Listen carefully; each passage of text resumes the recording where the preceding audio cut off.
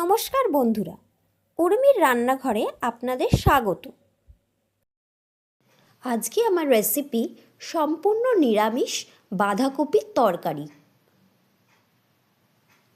আসুন তাহলে দেখে নেওয়া যাক আমার এই রেসিপিটি। এটির স্বাদ খুব ভালো হয়েছিল। এর জন্য আমি ছোট সাইজের একটা বাঁধাকপি নিয়েছি। বাঁধাকপিটাকে মাঝখান দিয়ে কেটে 4 ভাগ করে ছোট ছোট করে সরু সরু করে বাঁধাকপিগুলোকে কুচিয়ে নিয়েছি।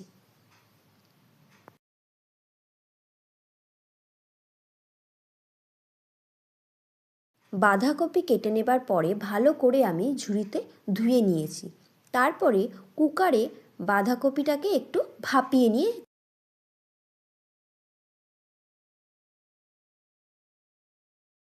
কড়াইতে সর্ষের তেল দিয়ে তেলের মধ্যে কিছু ফোড়ন দিয়ে দেব।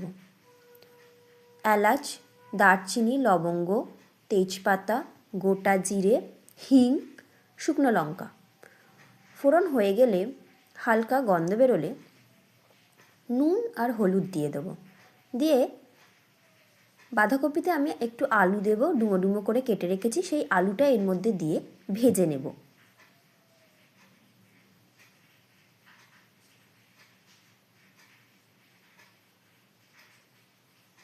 এক চামচ আদা বাটা দিয়ে দিলাম, 2টো কাঁচা লঙ্কা চিড়ে দিয়ে দিলাম।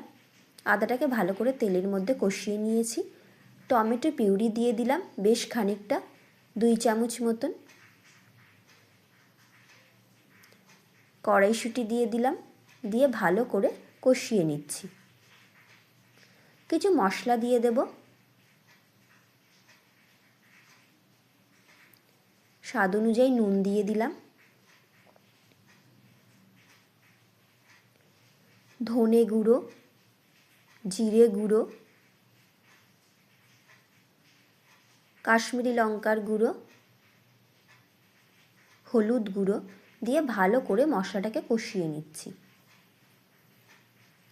মশলা কষানো হয়ে গেলে আমি বাঁধাকপিটা দিয়ে দিলাম।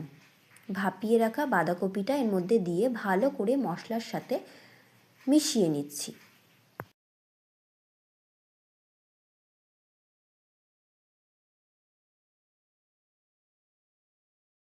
ভালো করে মেশানো হয়ে গেছে। এবার ওপর দিয়ে কিছু ধনেপাতা কুচি ছড়িয়ে দেব।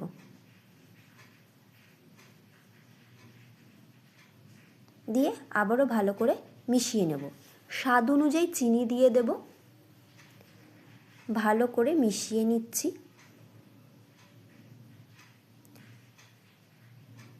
চিনিটা গলে গিয়ে চিনি থেকে এই যে ভালো করে মেশানো হয়ে গেছে।